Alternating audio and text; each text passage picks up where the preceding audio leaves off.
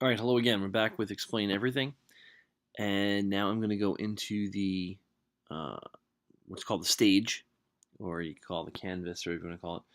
We're going to go into the main area of the app, and we're going to look at the tools, how they function, and we're going to get some practical tips on how to use this app uh, with some effectiveness, we hope. So I'll start with a blank presentation. I'm going to go and select just a plain default. Now, one of the things I saw, and I showed you guys in the settings of this, is that the toolbar can be on the left to the right. Now I'm left-handed, and I found that when I wrote with my left hand, I would accidentally hit the tools when they were on the left. So I moved them to the right. You might find the opposite. It's entirely up to you. But I'm going to start with um, the right hand side of the screen, the toolbar all the way to the right, and we'll talk about what we have there.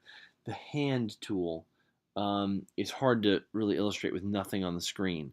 So let me start by going to the text tool, this A here, and let me just enter some basic text. Okay, I'm just going to enter that in. All right. So now that I have something on the screen, something on the stage, as we call it, I can use the hand tool to move it around. Right, and that's what the hand tool does. The hand tool selects objects by tapping on them and puts them where on the stage you want them to go. And you can actually move more than one object at once. Um, you can use two fingers, and you can do a couple of things with that. With the two fingers, you can pinch and expand to make them smaller or bigger, and you can twist to rotate. So the hand tool lets you kind of play with and manipulate the size and shape of things that you see. Right? Double tapping with the hand tool will bring up the box again to edit the text itself. Right? So that's the hand tool. Down from that is the pen tool. Right? Now, a couple things about the pen tool. In the bottom right, you see a black square, a red square, and a blue square. That is the color of the pen. Right? Now, if I tap and hold on the pen tool, what I get is um, the width of the pen can be scaled up or down, and also the way in which the pen sort of interacts, whether it's a hard line or it has sort of the blurred edge. Um, and this could be, for writing, I would choose obviously a pretty small width. Um, when I want to change the color, I go down to these squares, and obviously I can choose black, red, or blue, and that'll probably get me through most things I need. But if I want a custom color, all I need to do is tap and hold on the color in front of me. I can choose any of these presets that you see, this little color palette, or I can sort of go into the spectrum of colors. If I tap on any one of these as a start, I can then move around the color wheel with my finger and get exactly what I want, and I'll get this preview over in the right of what I have, right? So I can pick that. Now, one of the things I didn't think of when I saw this app was it doesn't seem to have a highlighter. However, some very clever people realized that all you need to do for a highlighter is select your typical sort of yellow and then dial down the opacity of the brush, right? I'll go a little less than halfway. I'll go down here, right? And then if I pick back up the thickness of the pen, like so, let me get that a little brighter yellow, right? Now I have a functioning highlighter, and I can go back over here and I can start to highlight what I typed before, and it works just as well as any highlighter would. If I want to reset that, I can just go to black, and I can back up the opacity. I'll fix my pen width again, and now I'm back to writing, and I can write in here just as well as I could in any other app, right? So that's writing. Um, the next tool down here are callouts. The default is an arrow. If I tap and hold on this tool, you can see that I can change the shape of the callout. I can have lines, stars, etc. Let me just show you how that works. When I tap the callout, an arrow appears on screen, and then it goes by default back to my hand tool so I can move it around. And obviously this would be a good annotation tool if you've put an image or you've put a PowerPoint slide or something onto the canvas. You can see that a callout would be helpful there, right? Text tool, right? You tap the A and tap on the screen, it brings up a text box. If you tap and hold on the A, you get your font selection, and you have many, many fonts to choose from here. You get the font size, And then border applies to the text box itself. So if I put that on, you'll notice that when I get back into this text box has a noticeable border on it. If I go back into that A tool, I put the border off. Let me tap into that text box again. Right here is a text box without the border. I'm sorry, let me select that. There it has one, and now it doesn't. Right, so I can turn the border on or off. Right, this little plus icon is to add, as you'd expect, and they give you a lot of options to add. Again, this is amazing about explaining everything. Existing photo or video will go to your camera roll, but you can also search through all your different cloud services, your Google Drive, etc. And you can pull up an existing photo or video like you'd think. And this takes most of the common video formats, MP4 and all the things that can be played on an iPad. It takes all the image formats you'd expect, JPEG, PNG, etc. File would be obviously a way of getting into your Word docs, your PDFs, your PowerPoints, your Keynotes, your Pages documents, etc.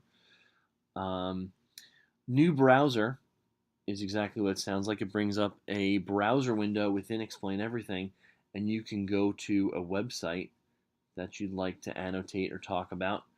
You can follow links. Links are active within those websites, and you can check out individual pages. You can scroll. You can find items that you're talking about. Right. Let me get rid of that window. Right. New picture will activate your camera, as will new video. Remember in the settings you saw the resolution you can set for your video camera or for your still camera. So if you want to take a picture of something that's in front of you and work it into and explain everything, or you want to take a video, and then existing sound, again, existing sound will bring up your iTunes library by default, and you can put in, an MP3 or whatever you have in your iTunes. All right, so that's the plus icon. Moving down, you have the X, and this is to get rid of an element that's on the stage. So if I go into this blank text box that I obviously don't need anymore, when I tap it, notice a red X appears in the top right corner. I hit that, and now I've gotten rid of it. And I can do this with any element on the page. Say I want to get rid of my handwriting, I would do that. Or if I want to get rid of the text box I ever had there, I go and I tap the X, and now I can get rid of that. I tap the X again, I can get rid of my typing, and I tap the X again, I get rid of my call out, and I'm back to a blank canvas. Right? Let me put those things back on there. Right? Down the list again, after the X tool, is the laser pointer. This is nice because you can touch the screen and draw attention to something, but you're not writing on it or in any way affecting, where it is. You're not moving it. It's a good way of calling out something on the screen for temporary attention without altering it. So laser pointer is a nice thing to have. You tap and hold on the laser pointer, and you can change the type of laser pointer, the icon. You can change. I can get a hand tool. It's kind of neat. I can hold my hand up there. I like that. That's kind of fun. I can get different colors. You can see all the different options. So it's pretty neat. I can get a bigger laser pointer, so it's a little more obvious as opposed to the smaller one. I guess it all depends on what you're pointing to. Next tool down, the eye. Very interesting, and really, again, one of the things that makes this app so powerful, but it's very subtle. When I tap on the eye, it's going to give me certain information about an element on the page. And most of these things you see they're grayed out on the screen. I can't do anything with them. That will change once I tap something. So let's tap this arrow call out. Right? And now all of a sudden you see how it says duplicate, copy, set rotation, set as background. I can also arrange it. You can bring it to the forward or the back, and you can lock it into place. When we're building a presentation, a lot of these things will make more sense. But essentially, if you don't lock something down or set it as the background, it becomes much more editable, which is great because you can play with it. But sometimes you want to set something as the background because you want to edit the things on top of it without affecting it. And you get a feel for this, and it sounds complicated, but it's actually quite powerful and quite cool. You can sort of put something into a slide, set it as the background, and then layer things on top of it. And it really is about creating layers where you're building a presentation of images and text and handwriting. And this is, again, a very overlooked tool that will make your Explain Everything's a lot more complex. You can also, by the way, when it says to edit here, I can tap on 2 or 3 things at once. So now I have my typing box with its highlighting, my handwriting box, and the call out all circled by their checkerboard marquee or their dash line marquee. I can click group, right? And when I group those together, if I go back to the hand tool, now they all move as one, right? And I can go back to that eye icon and I can ungroup them again. And now when I go to the hand icon, I can move them individually. The handwriting moves, the call out moves, right? The text moves, etc. Right? So grouping and ungrouping things will help you move them around the canvas. All right. Underneath that eye icon, you have the undo arrow, this sort of downward left pointing arrow. And if I keep tapping undo, it'll keep moving me back to previous things I did in my presentation, right? You get the general idea of that. Let me clean up a little, right? Underneath the undo arrow is the magnifying glass icon, and I'm going to clear the canvas for this. This is probably the most amazing, to me this is the most amazing part of this app. I know it seems simple, but the magnifying glass icon makes this stage, this canvas, the world's biggest sheet of paper. So I think particularly of math teachers here, or think of maybe like in chem class, if you're balancing equations or you're doing stoichiometry or something. If I took my stylus here and I just filled the screen with writing, and I absolutely use all of my screen. Imagine I have a really complicated math problem, and I line after line of arithmetic, and I'm not getting to the end of it.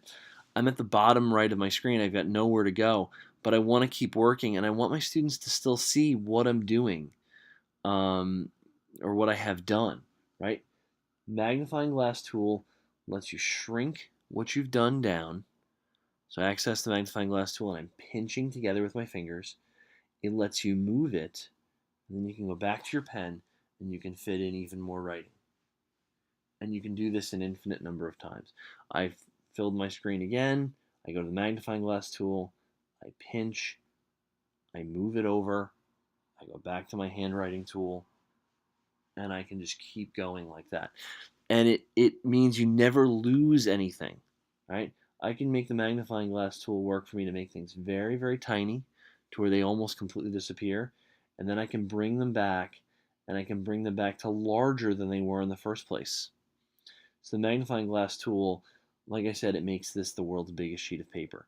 And for a math teacher or a science teacher, or even if you're just taking notes in an English class or a history class, to be able to scale things up or down, to make something larger on the screen for a student to see once you've already written it and don't feel like rewriting it. I mean, it's just a great tool. All right, underneath the magnifying glass tool, this is an option to sort of hide and to slim down the toolbar. I'll tap it for you. And you can see that it makes the toolbar more compact, right? And you can kind of see that that made a new, I'm sorry, let me go back to that, right?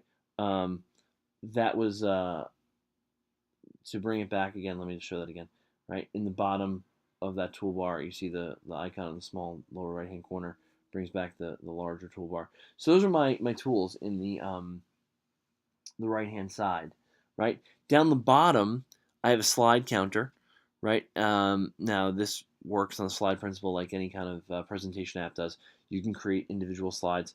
I can tap on slide 1 of 2. If I tap on the text of slide 1 of 2, it'll show me all my slides. I can click template change, and I can kind of play with that, and it'll change the template. It'll change my background color, right? Right? And I can go back to my original slide here, right? If I want to add a slide, I simply click the plus icon, and now I've got a new slide, right? I can use the arrows to the left or the right to move forward or backward in my presentation. I have my recording tools next. I have a rewind, a record button, a play button, a fast forward button. Now when I click record, the counter will start going, and I'll click record here, right? And now I am recording, and you can see the counter is moving, the seconds are ticking off, right? Notice next to the recording time I have a microphone icon. If I tap that, it's now muted. I've stopped recording audio, right? And I'll tap that to unmute it again. And what'll happen is my voice is being recorded, and anything else I do on screen is recorded. So I can move some things around. Let's use that magnifying tool again, right? I'm going to move some things, right? I'll go back and I'll write again.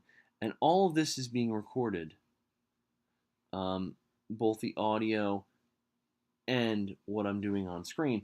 So let's click pause in the recording, right? The thing that makes Explain Everything so powerful, and to me makes it something you want to look at over Educreations and Show Me, is this. When I tap the recording time, I bring up a timeline, and I can go back, and I'm just swiping to the right now, and I'm rewinding, and you can see there's a waveform on the track above the time. That's my voice. And then there's a little track above that where you can see animations. You see the hand is an animation. It's the hand tool moving things. And then you'll see these black lines. This is where I'm writing. And it's recording everything that's happening on screen, right? Now, okay, so there we are, right? Let's go back and let's continue recording, right? So the timer picks up exactly where I left off. Now, if I start to write a word, right, but I realize, oh, I misspelled it, I can now stop the recording. I can go back and I can watch myself sort of undo that word. And now, let's record again from here, right? And it'll tell me I'm going to replace my existing recording. I'm going to say, yes, I do want to replace my existing recording. And now, I can spell my word correctly. And I didn't waste the file, right? I can even go so far, let me pause it again. I can even go so far as to lock one of the tracks. Say I wrote correctly, but I misspoke. I can lock my writing track, and now that's not going to be edited when I re-record. But I'll re-record my voice, or vice versa. I can unlock my writing. I can lock my voice. You see the lock icon to the right of the timeline. And now, if I've locked my voice, I'm not going to record new audio, but I am going to record new animations, new writing, whatever it might be. All right. So very, very cool, very powerful tool. Saves you a lot of time. You know, how many times have you done a presentation in some other app and you make a mistake and you lose, 5 minutes, 10 minutes, 15 minutes, 20 minutes of work. You have to redo the whole thing. That won't happen with Explain Everything. All right. Let's put the timeline away. To the right of the recording tools and the microphone, you have sort of an image icon with an up arrow. This is to export an image. You can take your canvas and Explain Everything and export that image, right? Just this one slide, not the whole presentation, but the one slide. You can export this as a photo to your camera roll. You can email it. You can take it as a PDF and move it into iBooks, which is kind of a cool idea. If you built like kind of a big poster image that you want to save, or you can interact with your cloud services. And again, look at the options they give you: image file, project file, PDF file, or video file. We can do a lot with this, but since I chose image file before, I can put it on my drive, I can put it in my Evernote, I can put it in my Dropbox, whatever I have, or I can simply put it to my camera roll in Photos there. All right. Next to that image icon, you have the little video, the film strip icon for video. You can export video. And again, a movie to your camera roll, this will output an MP4 file. YouTube, great option if you want to post it on your website, or you want to share it, you want to email links out to people, or again, your cloud services. This again is a huge advantage over things like Educreations and Show Me, I believe, where instead of having to view it in an iPad app or having to view it in a web browser, you have much more flexibility with how students can interact with the final product. You can maintain control and hold on to the file. They can hold on to the file, whether it's students creating it or teachers creating it. There's more options and Explain Everything to export your video. This folder icon is to save the project. And again, saving the project is different than saving or exporting a video because the project is editable. I can go back in and tinker with any or all of the slides I want, or add to it or subtract. So I can name my project and save my project here. And then the house icon, this is home. This will bring me back to the screen where um, I have all my other projects for this, and it'll ask me if I want to save before I do so, right? So those are the tools in Explain Everything. Let's go back out to the home. I'm not going to save this.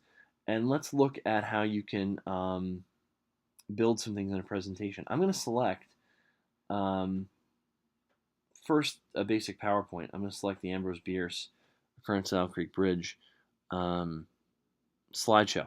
Now you can see here, this is an existing PowerPoint that has 9 slides to it, and my text and my images for the slides are saved there, right? And if I wanted to, say I wanted to, speak about this, and I wanted the students to view this as a screencast, I wanted them to view it at night and answer some questions about it as a homework assignment, or I'm not going to be in class and I wanted them to have access to this because this is what I was going to lecture on that day, I can go ahead and just talk over my slides and advance them one by one. I can annotate if I wish. I can write things in there to kind of augment the experience. But I can also manipulate the slides themselves. So if I get into this, right, if I wish, I can take the hand icon and I can move the slide around the page to create some more space for myself if I wanted to write or type on there. Let me undo that, right? Let me get back to where it was. I could also, with the eye here, I could set the slide as a background, right? And once I set the slide as a background, now whatever I do on top of the slide, let me grab my pen tool and draw. Whatever I do in the background here, I can manipulate that, but my slide stays where it is. Notice that when I pinched my handwriting and moved it, I didn't pinch and move the slide. It stayed in the background. So this can kind of be a background layer that a lot of things can play off against. And I could do that with text, I could do that with handwriting, I could do that with other images, other files, etc. I can advance my slides, and I can go through my slideshow accordingly. Again, I can annotate any slide I want, do whatever I want with it. So it's nice that Explain Everything can incorporate pre-existing material like a PowerPoint slide. But let's see something that I'm going to give you guys a link to access later. Let's go back to home, right? One of the ways that you can have students use Explain Everything is to create sort of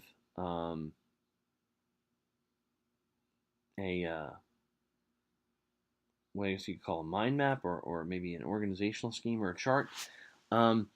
What I did here was I created in Explain Everything just on one slide a lot of different information as an organizational scheme, right? Let me try and bring it all into view, right? And each of these different elements are sort of animated in different ways. I have different things. Now, by tapping on the one I want, I get a smooth pan and zoom to it. So let's say I want to go in the lower left corner to this video I have. I'll double tap on it and it zooms into the video. I tap and hold on the video for a second, and now I can play it.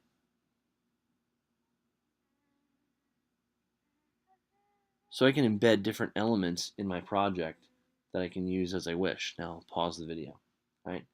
I'll go again to my magnification. I'll zoom out here. Let's say I want to go to the PowerPoint slides. I'll double tap on those. All right, or actually, I've activated those now as their own element. Let me go into that. There we go. I double tap with the magnifying glass tool and I pan and zoom to it, right? Or I can go over here and zoom to my handwriting. So, very simply, I created 6 different objects and link them all through this common idea. And think about the possibilities of this, the organizational ideas you can do with Explain Everything this way. So again, just a taste of what you can do in this app. Tremendous potential here, and I hope you give it a shot.